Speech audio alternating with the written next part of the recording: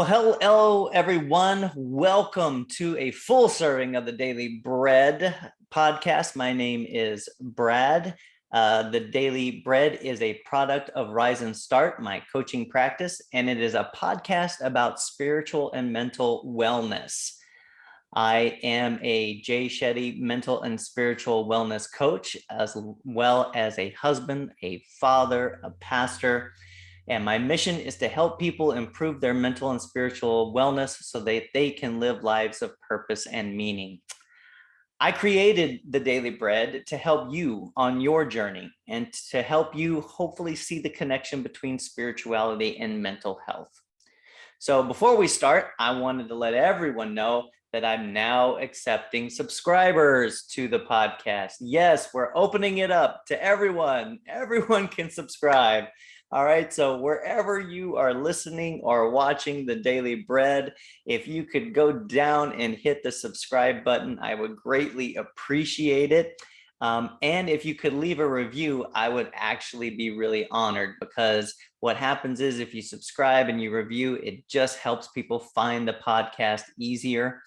And so I wanted to start off today by reading to you a new review that we got in. And this is from Tracy, and Tracy says, "Thank you, Brad, so much for doing the Daily Bread. I look forward to it, and it is helping so many people. I just wanted you to know that your kind words and works are appreciated." Tracy, thank you so much. Thank you for tuning in, and thank you for watching and listening. I would greatly appreciate it.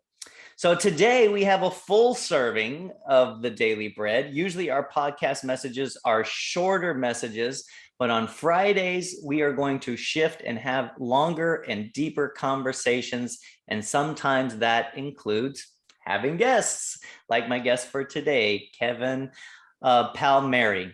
And Kevin is the host of the Next Level University podcast. And after hitting his goal of a six-figure income, Kevin realized that there had to be more. He had the car, he had the money, the typical American dream. And it took getting it all to realize that what matters most is your thoughts. I love that sentence. And that's how Next Level University was born. So I personally have listened to the Next Level University podcast. I can't say enough about it. It has been extremely helpful in my own mental health journey. So Kevin, welcome to the Daily Bread. It's great to have you on and meet you finally after listening to your podcast for quite a while now. Well, I appreciate the wonderful intro, Brad. I love it. Shout out to Tracy for the wonderful review. Thank you again for having me. I am excited to see where we go today. Absolutely. Me too. So Kevin, tell me a little bit of your backstory. I want to know, you said a little bit about having the six-figure income, the car, the American dream. What was that? What was that like for you? And what was the switch that made you say, wait a minute, something is not right here. There's more to it than just this. Yeah. So if you looked at me when I was 25, you would see what seemed like a very confident human being. I had a high paying job. My girlfriend was a model. I had a sports car. I had the body of my dreams because I had just done a bodybuilding show. Quite literally, it looked like I had health, wealth, love, everything that anybody could ever want. Yeah. But I was very insecure. I was very anxious. I was not confident. I had a low level of self-esteem, a low level of self-belief, a low level of self-worth. And one day, so my girlfriend and I lived together. We lived in New Hampshire together. And one day my girlfriend came to me and she said, "Hey, I want to move across the country. So I want to move from New Hampshire to California, and I want to chase my dreams. I want to be, I want to do all these amazing things in California." And I gave her every reason in the world why she shouldn't do that. This excuse, this limiting belief, this scarce thought. And that became the end of that conversation. And she came back to me a couple of weeks later, Brad, and she said, "Look, I'm going to leave you and I'm going to move across the country to California and I'm going to chase my dreams. I don't feel like you're supporting me in the way that I would like to be supported. And I'm going to leave you behind and go do this." And she packed up her stuff. She left and she ended up moving across the country a year later, I think, and living out her dreams. I'm very grateful she did that. I'm very proud of her for doing that. it definitely was an interesting point in my life, because I remember when she left, immediately I started to feel broken. I was like, well, Yeah. this is my fault this relationship didn't work, because I was so scarce. I couldn't support her. I was so afraid of being left behind. What does this all mean? So that was when I initially got into self-improvement. That's when I found personal development, and I started listening to books, and I'd watch TED Talks. But what I really leaned into, and probably because it was easiest at the time, if I'm being honest, was me saying positive affirmations. So every night before I went to bed, I would say, I am talented, I am handsome, I am worthy, I am intelligent. And this year I'm going to make the most money I've ever made. And I really, Brad, I really leaned into that last one. This is the most, this year I'll make the most money I've ever made. I really leaned into that one. So Yeah. I was in an industry called weatherization. Our job was to make buildings more energy efficient. That's what we did. We worked for schools and banks and police stations, fire departments, all that. So I ends up the beginning of that next year. This is the year I'm going to make the most money. I get a promotion to a foreman. And as a foreman, you are on the job from the day it starts to the day it ends. That's good. That's in alignment with me making more money. Yeah. Awesome. Yeah. Right. Right. And that year starts off just absolutely crazy, like just work and work and work and work. And the majority of the work that we did was on the road. So at the time I was living in New Hampshire. That year I worked in New York. I worked in Connecticut. I worked in Virginia. I worked in New Jersey. I was working all over the place. So I was always on the road. Really, I was always on the road. So if we fast forward to the end of that year, I had been on the road for 10 months out of the 12 months. Every single week I was living in hotels. I would get home on Friday night or Saturday morning, depending on where we were working. I'd pour my suitcase into the washer. I'd take the washer and switch it over to the dryer, and I would take it out of the dryer and throw it right back into my suitcase. That was my life for 10 months. So I'm standing, I get my final pay stub of the year. It's the end of the year. I'm saying, did I do it? Did I make the most money I've ever made? I wanted to make $100,000. Just an arbitrary amount, but that seemed like that was going to fix everything. Right. So I'm standing at my kitchen table. I slide open my pay stub, the last one of the year. And I'm standing at my table because my ex-girlfriend took the chairs. They were her chairs, and I was never home. So I never bought new chairs. You didn't need any chairs, right? I didn't need them. I wasn't home to eat dinner very often. So I slid open the pay stub, and I made $100,000 at 26 with no college degree. And it didn't change anything. It was this moment of like, nice, that's awesome. I'm proud that I did that. And then a second later, it was like, but I still am insecure. I still have a low level of self-belief, self-worth, and self-esteem. And I don't feel like I'm any more confident than I was before. And I realized in that moment that for most of my life, I had been living unconsciously. The opposite of unconscious is hyperconscious. So I did what any 26-year-old man would do. I started a podcast called the Hyperconscious Podcast. And it was my passion project. It was me having conversations with people about their lives, about their fears. And it's almost overnight, Brad, my desire to make money at my job just disappeared. I didn't care about that anymore. I cared about having these conversations with people. It was a very interesting pivot for me. And the second guest I ever had on was a good friend of mine. And in high school, he debated taking his life. He was considering suicide. And he called me in high school and said, hey, I'm having these thoughts about suicide. Will you come to the hospital with me? And I said, yeah, I'll come to the hospital. Your mom's going to have to come pick me up because we don't have licenses. So yeah, I'm in. Right. I went to the hospital with him. I went into the room with him, and he ended up being okay and not taking his life. And he was working on his mental health. Yeah. But the second episode of my podcast, I interviewed him about that day and about why he felt that way, about why he called me, about what that experience was like, about how he lived his life after. I finally felt like I was contributing to the world in a greater way than I ever had before.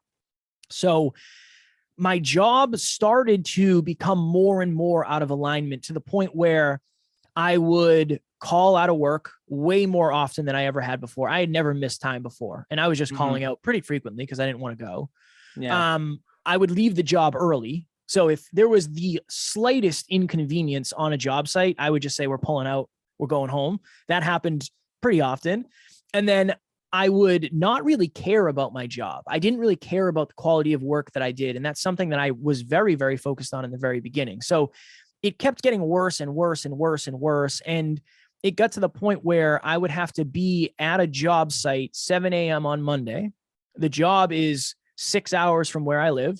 I would sleep in my bed on Sunday from 9 p.m. until midnight, get up and then drive straight to the job site and then work an 8-hour day and then go to the gym after. So I do like a 16, 17-hour day after sleeping for 3 hours. And that was kind of, that's just the place I was at that point.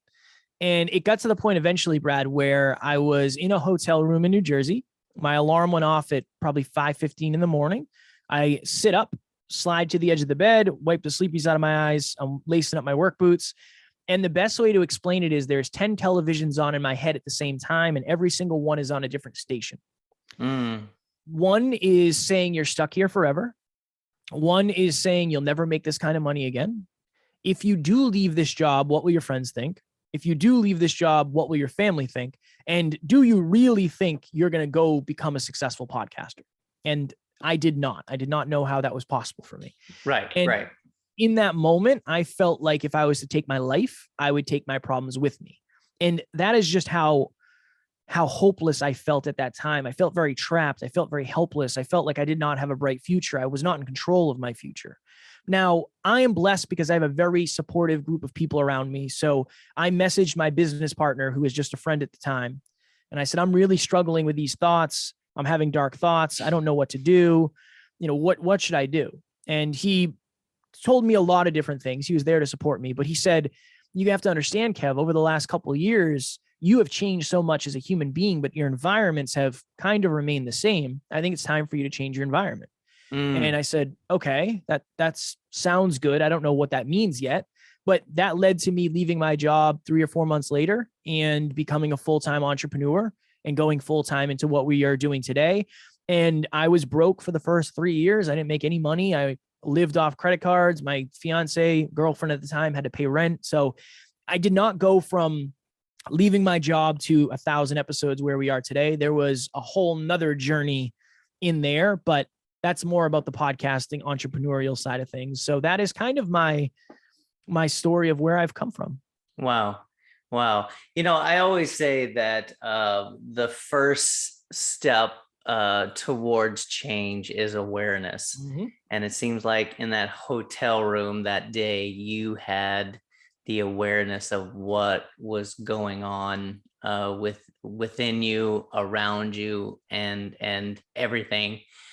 And it's important to have community around you to help you through those things. It's funny that we get to a point. I always call it the Finding Nemo moment. There's a scene at the end of Finding Nemo where those fish that are trying to get out of the water tank finally get out of the water tank, but they're just sitting there bobbing in these little bags in the ocean, and the one fish kind of goes, now what? It's like, now what do we do? So can you go into a little bit more detail about, your now what moment that you had?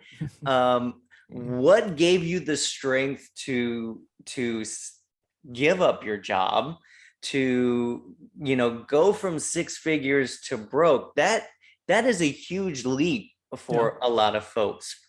What was the driving force for you to do that? Because that's not easy. That's not easy a decision to make. Yeah. So I always try to preface it with the understanding that I had set myself up circumstantially to be able to do that. And I understand if I had 4 children, a mortgage payment, and 2 car payments, my story wasn't going to be the case. Right. My story would be a lot different. So I had already moved in with a friend. My rent went from $1,400 a month to $500. My car was paid off. My living expenses were pretty low. So I understood that this is going to be a giant sacrifice I'm going to have to make. But I'm going to at least do this. I remember I was actually in the gym. Alan, my business partner, and I co-host, I was in the gym working out with him, and my company called me, and that was the last conversation I ever had. They wanted me to go do a job when I wasn't supposed to be scheduled. And we had a podcast interview, I think, that day. Mm-hmm. And they said, you have to come do this. And I said, I'm not doing that. I don't care what that means. I'm not doing it.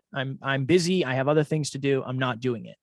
And I remember in the gym, my project manager called me that day and we kind of had the talk of like, I'm not doing this and I'm not going to jump through these hoops. This isn't going to work. And I remember that day I was outside when I took the call. One weight was lifted off my shoulders for sure. Yeah. And then there was like a different weirder weight that was put on my shoulders that day. And the now what moment for me was, I think for me, it was how do I make sure that I'm actually making progress now? Because for the first time in my life, there's nobody telling me what to do. I think that's something that people don't talk about often is when you're the boss, you're the boss. And that's when things get weird because Saturday, if your alarm goes off, if you don't want to wake up and go to work, there's nobody there to tell you to do it. Truth. Yeah. So that was an important now what moment for me, but I'm very blessed because I've had a business partner since the beginning. So I asked Alan, I said, what do we do? Like, what do we do? And we talked about it and said, well, now that we're both full-time podcasters, we can try to start building a business. Like, okay, let's make sure we're doing one episode a week. What else can we do? How else can we build this business? What are the most valuable uses of our time now? Mm-hmm. And that's still how we live our lives. What's the most valuable use of my time in this moment? This is the most valuable use of my time right now. Yeah. I think that was kind of the part of it is like, I'm not an entrepreneur. I'm not a business owner. I don't know what to do. Now what in terms of what knowledge, what tactics, and what deeper understandings must I learn in order to get momentum built up here? That was the question I asked. Right. And you chose podcasting. What led you to that? You could have done anything in the world. What was it that you were like, no, I'm going to do a podcast? I don't really know. I think that Steve Jobs has this wonderful quote that you cannot connect the dots looking back. You can only connect them looking forward. Love that quote. Yeah. It's an amazing quote. And I think that when I think about it, I used to be a truck driver. I had a 20-foot flatbed truck. I would drive building supplies around Boston and New England, really. When I was driving that truck, I would listen to the radio. And I remember thinking to myself, imagine if you could work on the radio for 4 hours a day and that was your job. That would be pretty awesome. Yeah. Okay. Boom. That's downloaded. That's in there. I was obsessed with Joe Rogan's podcast. Mm-hmm. For a long time. I listened to all the episodes. I had so many major breakthroughs listening to that. Okay, that's something else. And then I later connect the dots that I have quite literally, Brad, quit almost every job I've ever had without having a backup job. Every time I just like quit and then I say like, I'll figure it out, which led me to believe that I wanted to be my own boss this whole time. Yeah. If you pair that, all of those things, I guess it's not pair, but combine that with the fact that in 2012, I was doing Facebook videos, kind of like my own little podcast. I remember one of them was, do you deserve to be happy? And my thesis in this quote unquote podcast episode was, I believe you deserve what you work for. That was the through line of this video. So I think I've always wanted to be somebody who adds value to other humans through my voice. I just never saw the vehicle. And when I saw Joe Rogan podcasting, I said, that's interesting. Maybe that's something I could eventually do. And that's what it was for me. Yeah. Yeah. So you alluded to Next Level University was not the first podcast. Mm-mm. It is the same podcast, but it started as the Hyper Conscious podcast. That was my baby in the beginning. And later down the road, so after I left my job, Alan and I partnered up. Mm-hmm. We formed an LLC. Like, we're going to do this legit. We're going to make it real. Awesome. And I think we were like 450 episodes in or something like that. And we were on a call with one of our mentors, Evan Carmichael. And Evan Carmichael said, you guys are some of the best interviewers I've ever met. You ask awesome questions. I don't remember the name of your show. You need to change it to something that's more memorable. And I said, Evan, no, I love Hyperconscious. It's going to stay Hyperconscious.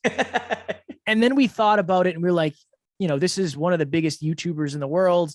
He's been on Tony Robbins' stage. I think he probably knows stuff. So just maybe. Just maybe. So we ended up saying, okay, well, what do we want to rebrand to? And something we were saying a lot at the time was next level. We would say that all the time during our episodes. That's next level. You know, it was a next level blank. It was a next level experience. So I said, well, we're teaching people. What if we become next level next level university? And that's how we transition from hyperconscious to next level. Yeah. Excellent. And what would you say is the purpose behind Next Level You? Heart driven, but no BS, holistic self-improvement for dream chasers. That is 100% it. There's a plethora of people out there who can tell you how to get in shape, but they might not have the skills to tell you how to improve your relationship. Right. Or there's a bunch of people out there who might know how to tell you how to improve your relationship, but they might not know anything about wealth creation. So our ultimate goal is to be the hub where people can come and they can learn about life, they can learn about love, they can learn about health, and they can learn about wealth from our goal is to be two humble human beings who are trying to do all of them as well and are very, very transparent with how difficult it is. It is unreasonably challenging to get fitness results while getting wealth results, while improving your relationship and building a business. It is the hardest thing in the world, but we want to be vulnerable and authentic and tell people what it actually takes. So that is our purpose, is to put self-improvement in our community's pocket every single day, 7 days a week, from anywhere in the world. If you have internet connection, totally for free. That is our goal. Yeah. That's awesome. You know, I've always been struck by that we will go to great lengths for our physical health, right? I mean, gyms and supplements, protein, I mean, you name it. It's billions and billions of dollars that we spend a year. We'll go to great lengths to try to keep up with the Joneses in our neighborhood, but we don't take that same effort and put it into ourselves, which is what matters, right? I mean, we can have the facade on the outside, but we don't take care of what is on the inside. And it seems to me that you kind of broke down that facade and you said, no, I need to worry about what's on the inside of me rather than what people see on the outside. Say we have a listener right now that is in that position, right? What would you say to that person who is like, you know, I just feel stuck. I have everything that I feel that I need. You know, I'm in great physical health. I'm in great financial health, but I just feel like something's not right. What would you say to that person? I would say it's oftentimes the internal results that we're looking for way more than the external results. So I would say it's time to take a look inward. When's the last time you explored your childhood? When's the last time you explored your past? When's the last time you thought about what fulfillment was? Right? Those are the conversations that I would try to have with yourself, because happiness is results driven. So if my interview today with Brad goes well, I will be happy. This could quite literally be the worst interview I ever do in my entire life, but I'll still be fulfilled because I'm on purpose, in mission, doing what I love. Right. That's the difference. So I think you have to figure out, I assumed all these things were going to make me happy, and they may make me happy momentarily, but what am I doing for my own fulfillment? What am I doing to bring contribution to the world? Tony Robbins has the quote where he talks about growth and contribution, right? Happiness and fulfillment. Fulfillment really comes from growth in contribution. So I would ask that person, how often and how consistently are you growing? What are you actually growing towards? And with the growth that you are creating, who, what, where, when, why are you contributing to? Because I believe that is fulfillment. I think fulfillment is being on purpose with your purpose, being in alignment with what you're meant to be doing. So I think that's where the spiritual side comes in. Whatever spiritual means to you, universe, God, whatever that means to you, it's understanding that there is way more available to us when we go inward than much of us realize. And that's where most of the breakthroughs happen. Yeah. Well, and internally, it's about our values, right? It's about our value set. And a lot of times we live outside those values. Well, first of all, we don't even know what our values are, I think, for a lot of us, right? Jay Shetty always says happiness is not a value, it's a goal, it's an end result, like you were saying, right? It is a result of something, right? But it is not a value. And I think a lot of people place happiness in the value set rather than as a goal or as an outcome, right? What would you say was your value set that you probably felt that you weren't living into, but that now you are? I think that it's almost in a weird way. I think back then I was living my value set. My value set was just off. I think I wanted to look better than I was. That is just the truth. I wanted to look like I had it all together. I wanted to look confident. I wanted to create a facade because I didn't realize that wouldn't make me happy.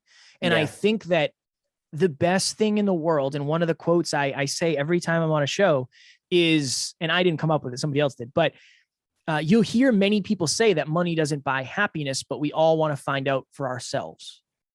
The best thing that ever happened to me, Brad, was I made everything I wanted and I realized that wasn't it. That wasn't it. Yeah. So that forced me to take a look in the mirror and say, okay, well, what do I really value? When I did that, I realized, number one, I value freedom. I quite literally traded in all of my time freedom to make all that money. I had no time. I didn't have friends. I could not date. It just didn't work.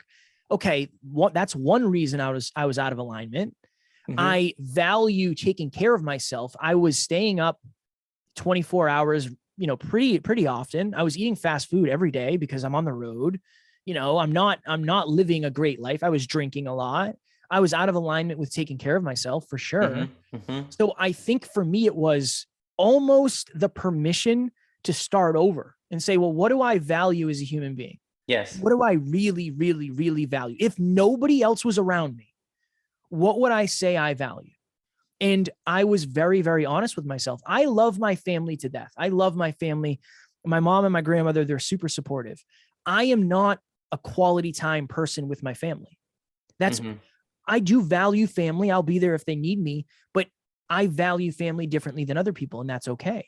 Right. So I just got very, very honest with myself about how much do I really value friendships? Really? If none of my friends were here to think about this, how much? Less than they do, most likely. Yeah. I love my friends, but I love the mission. The mission is more important to me. Yeah. The mission is that's just more important to me. And the friends who have stuck around understand that. And have also found their own missions, which is definitely helpful. So I think that I was very much in alignment with what my core set was at that point. Yeah. It just wasn't the right one. And then after I found out that, I think it gave me permission to say, okay, let me rebuild and just figure out what are the bricks I'd like to put in place, not the ones, I don't even have to take the old ones. I'll just leave those for now, figure out what fits where I am today. Yeah. Say someone is exactly where you are. I think there's probably a lot of folks out there that are exactly where you were, where they feel they are in a job that is not fulfilling them at all. Yeah, they may have it all, but there's just something that's missing and they're scared to take the leap that you did. What would you say to them? I would say, don't take the leap yet. I would say, go try a bunch of different stuff. I think that one of the things that we talk about often, and I try to throw the circumstances out when I tell my story, but I think a lot of people believe you have to jump from where you are to where you want to go. Right. Yeah. I would just do both. I had a conversation with somebody on our team recently. And this person, we weren't at the point where this person was full-time on the team. And I said to this person, I said, you have to understand, right now, you're trying to go from the grass of your current job to the grass working full-time with us. You got to create the mud in between. And the mud in between is you working 8 hours at this job and then coming and working 4, 5, 6 hours with us. And it's going to be that way for the next 6 to 8 months, depending on how things go. So I think it's what do you want to try?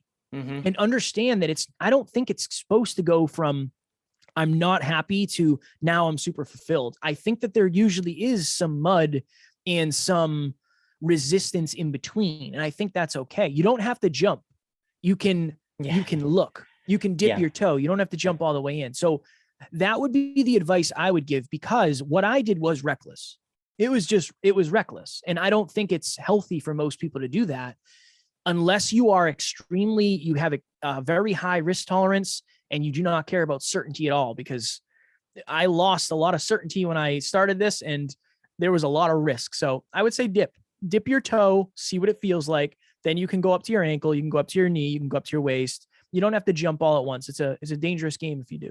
No, absolutely. Absolutely. I've always used the image of there's two mountains, right? And you know the mountain that you want to get to, but you have to go into the valley first in order to get to the other 100%. Mountain. Yep. And sometimes the valley's deep, sometimes the valley's dark, sometimes the valley is messy, sometimes there's rivers and rocks and thorns and who knows what. You just can't jump from one peak to the other peak. You have to take the journey sometimes. And yeah, like you said, sometimes it works, like for you, but most of the time for most people, just start the journey, and that's the main point, right? Start the journey. Start your own unique journey.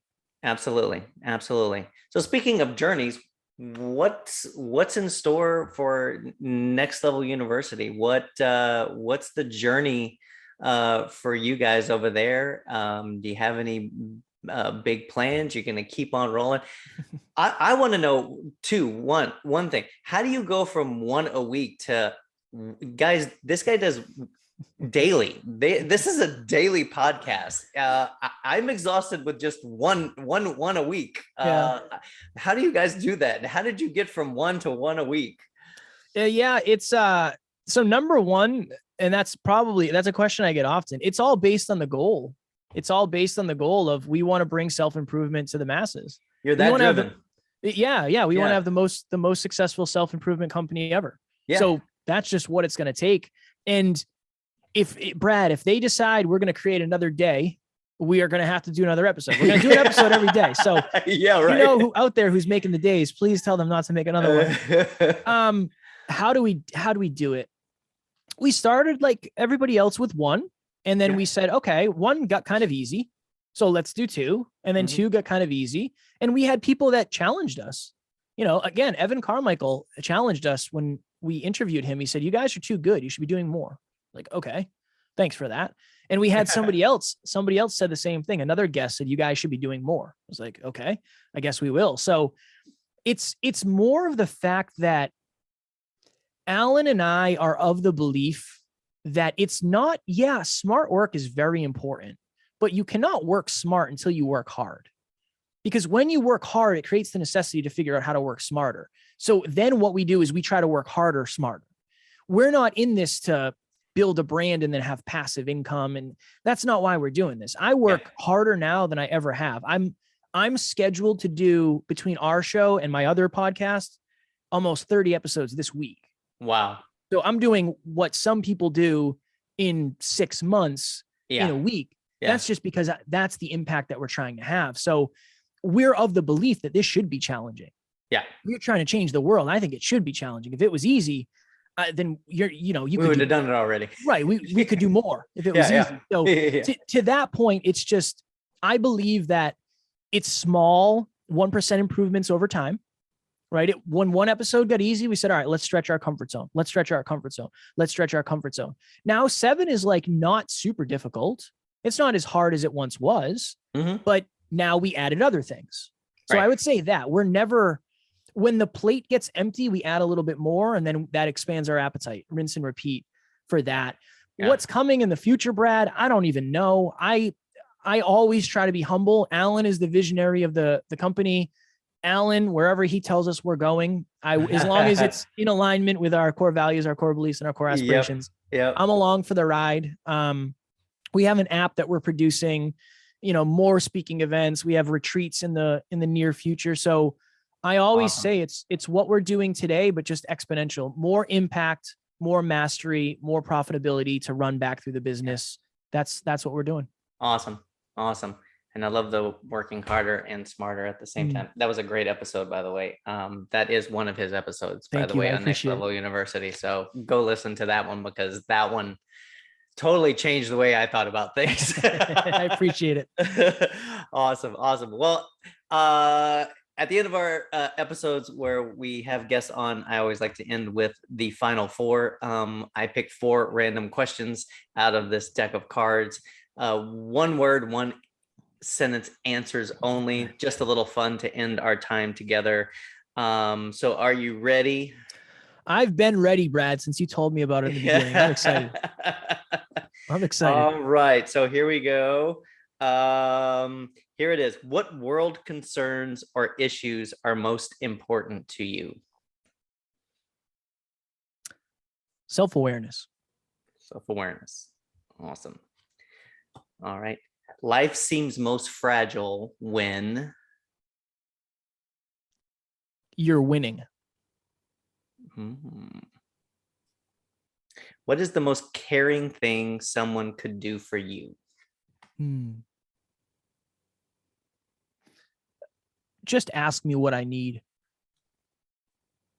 Awesome. Awesome. And finally, what is wisdom to you? Wisdom is knowledge paired with experience plus time. I like that. I like that. Excellent. Excellent. Well, Kevin, thank you so much for coming on to the Daily Bread. I'm humbled that you had accepted my invitation.